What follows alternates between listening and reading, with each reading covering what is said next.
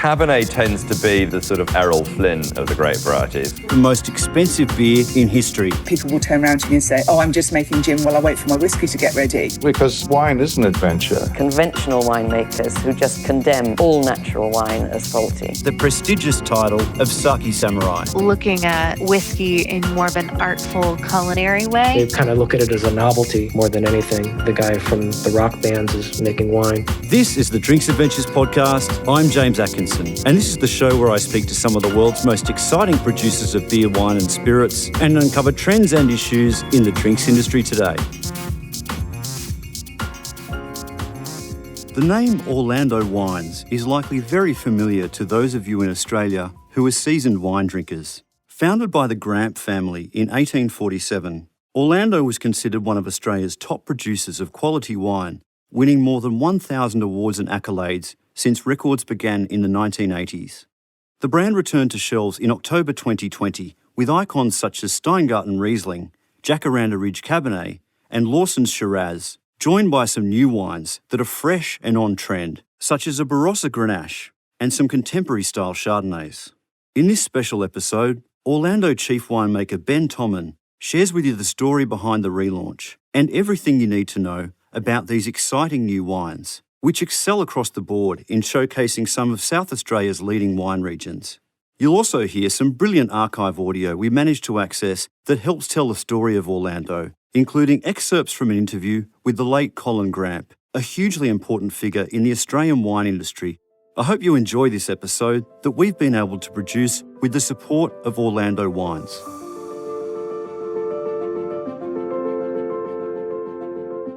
Orlando Wines returned to Australian shelves in October 2020 with two ranges, the Legends and the New Heroes.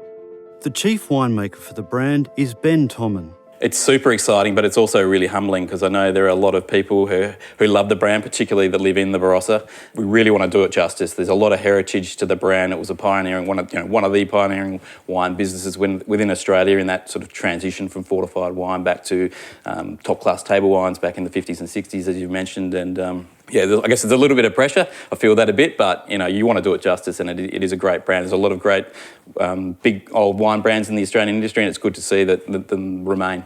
Orlando played a major role in the transition of Australian wine consumption from fortified to table wines in the 50s and 60s. By the 70s, it had become a household name. People like to keep Coolabah to themselves. Orlando Coolabah is so much better, and so you pay a few cents more. Your friends will all come around and try to drink yours all down. Where will you hide your Coolabah? Orlando Coolabah, a flagon wine worth finding a few extra cents for. But the company's origins actually go back to the 19th century. Well, I guess it really dates back to 1847 when the Gramp family first planted their grapes in the Barossa Valley, and it's essentially grown there as a family business. Then Orlando was registered as a trademark in the early 1900s. Basically, the winery was in Roland Flat, and Orlando is the German form for Roland. In the early 1950s, the late Colin Gramp, fourth generation, learned about the cold fermentation technologies that were being deployed by winemakers overseas. I could never get over how the quality improved with cold fermentation. In 1952, we decided to get a couple of tanks, and I'll never forget the time when the Riesling started fermenting in these pressure vessels. 6 months later, it received first prizes at both the Sydney and the Melbourne wine shows. So we can say that we revolutionised the white table wine practice in Australia. Colin Gramp passed away in August 2020, aged 98. Of course, in 1954, was able to persuade the board to allow me to go to Europe and particularly Germany and buy extra tanks because the demand was increasing. William Geiss from Salzwerke, who supplied the bottling equipment, said to me, why don't you consider marketing pearl wine in Australia? A light, delicate, fruity style of sparkling Pearl wine was phenomenally successful in Germany and would prove to be the same in Australia. In 1956, we launched the Barossa Pearl, which caught Australia by storm, and it caught us by storm too, because we would never realise that the demand would be so great for this style of wine. Where there's a party, there's pearl. Where there's a party, there's pearl. Where there's a party, there's pearl. Barossa Pearl. Gay, romantic, the happy wine. Barossa Pearl, made only by Orlando. I hear today from staunch red wine drinkers, Colin, you taught us how to drink wine through Barossa Pearl. Barossa Pearl did help greatly with the switch from fortified to table wines. And once they had Barossa Pearl moved on into a Riesling and then red table wines. Orlando Wines has been out of the limelight in recent decades, with owner Pernod Ricard focusing its attentions on the affiliated Jacobs Creek brand. Two wines continued the Orlando label's unbroken lineage. I guess Jacaranda Ridge Coonawarra Cabernet and the Lawson's Pathway Shiraz have always been under the Orlando banner. But in the mid-2000s, Jacobs Creek was used for Steingarten and Centenary Hill as well. So those wines were moved into that brand because it had a bit of an international reach. So the business felt that they fit better there. But now with the relaunch of Orlando, we feel that they fit better in the Orlando offering. Those reds that have been around for a few decades now, tell me about how those wine styles have evolved since the early years, because hopefully you've had an opportunity to taste those from time to time, the museum stock. Yeah, so we're definitely, whilst I talk about maintaining that sort of respect of the past and keeping styles similar, you need to evolve. You need to make sure your wines don't become a dinosaur and that they're irrelevant, but we still want to pay that respect to the past. So if we're looking at Lawson's Pathway Shiraz, it's a really unique site down in Pathway. It's an old tea trellis. We've made a wine from that block since the early 80s. There's some eucalypts around there, so they do impart that bit of the Australian terroir to that wine, bit of eucalypt character, and we don't shy away from that. We use a bit of American oak, which some people are moving away from American oak, but we still stick to those, I guess, to the tradition to a degree, but also try to make it relevant. So whether with Centenary Hill, for example, we use a little bit of whole bunch in that now, but in the past it wasn't used before. And sort of dialing back the American oak component a little bit, but still keeping it there, we've got a lot of consumers that know the style, they love it, and they want to see some of those elements there, but you like to take them on the journey, like where's the wine industry moving as far as that evolution. Steingarten Eden Valley Riesling is one of the Orlando wines you may already be familiar with. The first Riesling of its kind in Australia, Steingarten is an Australian benchmark and one of the country's most awarded Rieslings. The other challenge was to try and produce a Riesling very similar to what was being produced on the banks of the Moselle and the Rhine. We had a paddock. I decided that a section of it could be transformed to an experimental vineyard.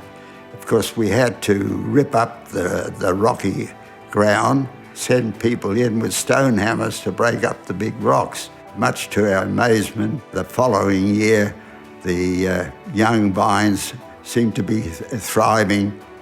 Grapes that have been picked from that vineyard produce a wine very similar to that on the Moselle. Steingarten, the point is to really make an ageable Riesling that is going to be a very linear, acid-driven wine with nice citrus characters to it. And we have maintained that style throughout the duration of Steingarten's existence. We won't sway from that. We're not pushing the sulphides or any of these other funky characters. We have a great following for Steingarten. It's been a popular wine for 50-odd years. We released the 2019 now with the relaunch of Orlando. That wine is amazing. It looks stunning. It was actually quite a tough vintage. It was obviously been in a drought and it's been quite hot lately. So the philosophy behind the Steingarten wine is that it pays homage to the Steingarten vineyard, but doesn't necessarily take fruit exclusively from that site.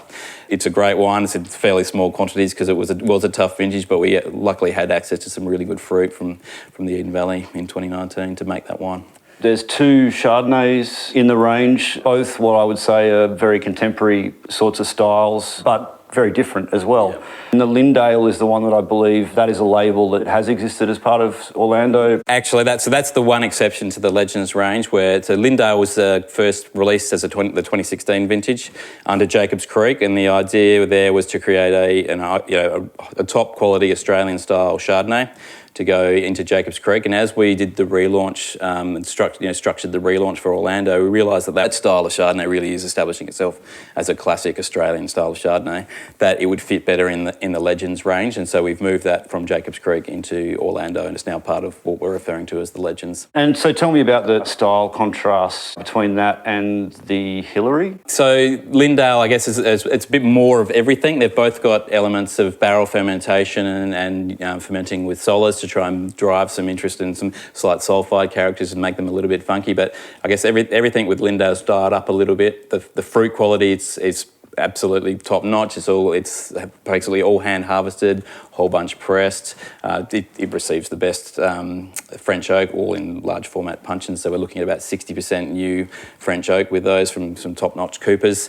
And so the Hillary, in comparison to that, is a little bit more fruit forward, a little bit more, I guess, approachable in its youth. Lindale's one of those wines that you can also do with a couple of years in the cellar, whereas Hillary's more, I guess, drink now, a bit more fruit forward, but still with some complexing elements. So there is some sulphide notes in there as well, and there's obviously a small element of new oak as well. Together with the Hillary Chardonnay in the New Heroes range are 3 other wines. The Cellar 13 Barossa Grenache. There's elements of oak in there, but it's really dialed back where it's not overripe. It's 14.5% alcohol, so a lot of Barossa Grenache can really get up above 15. So we're definitely aiming for, I like that expression, the Barossa Pinot. It's really good. The Prince Shed Northern Barossa Shiraz. That Northern Barossa vineyards can give us some really dark fruits, but with actually quite a sweet tannin profile, so they're really quite approachable in their youth. And the Bungalow Lane Barossa Cabernet. I guess people know the Barossa as being the region of Grenache, Shiraz and the Riesling from the Eden Valley, but maybe not so many people know that it can also make fantastic Cabernet in great years. So, which of the wines are you personally most excited about? I absolutely adore the Grenache. If we're looking at the New Heroes range in particular, it's we set about when we made this wine, it's a little bit of a kitchen sink. There's a lot of different things going on in that wine, but we wanted one of the wines that's, Grenache is a bit of the moment. People are loving the juicy, fruity, raspberry and Turkish delight, but we wanted to make a wine that had that element and it's also quite serious underneath with a really tight, grainy tannin structure and nice acid drive. So we want to suck people in with that wine and get them to love it, but know that they can put that wine in the cellar and look at it again in 10 years and it's going to still be delivering for them. So that's, right now, I'm loving that, but Steingarten has to be a favourite of mine in terms of it's got such an amazing legacy. It is a great wine for ageing. It's a great wine for drinking now. As we're moving into spring, it's a wine that if I've ever got a special occasion at home during spring or summer, Steingarten's the first thing I'll drink. And Ben has another recommendation for you from the Orlando range if you're looking for something to put in the cellar. I love aged Coonawarra Cabernet, so I would say the Jacaranda Ridge Coonawarra Cabernet would do well with maybe 10, 15 years in the cellar and then bring that out for a special occasion. We ended up choosing 100% new oak on this wine, which is really starting to integrate in well after 5 years in the bottle, and we've gone for a blend of both French and Hungarian oak. So French oak obviously works really well with Cabernet, we know that, but the Hungarian oak actually brings this beautiful spicy element into the Jacaranda Ridge that I think really suits that wine and that vintage really well. Looking back on my time in the industry, I can proudly say that my finest achievements are the introduction of cold and pressure fermentation, followed by Barossa Pearl, which helped to transform Australian wine drinkers into enjoying table wines with their food. And then, of course, was Steingarten. And you can find the Orlando range in selected Dan Murphy's stores across Australia. The Drinks Adventures podcast is produced by me, James Atkinson, with additional production and mixing by Dave Robertson. You can find complete transcripts, links and other information on the show at drinksadventures.com.au. You can follow me on all social media platforms at @ByJamesAtkinson, like my Facebook page, James Atkinson Drinks Adventures, to be kept informed of podcast giveaways and other news about the show. The Drinks Adventures podcast needs your support as listeners. Please do us a favour and leave an honest review and rating for the podcast on iTunes or Stitcher. We love hearing your feedback and it helps inform other people this is a show worth listening to. Or simply drop us a line at hello@drinksadventures.com.au.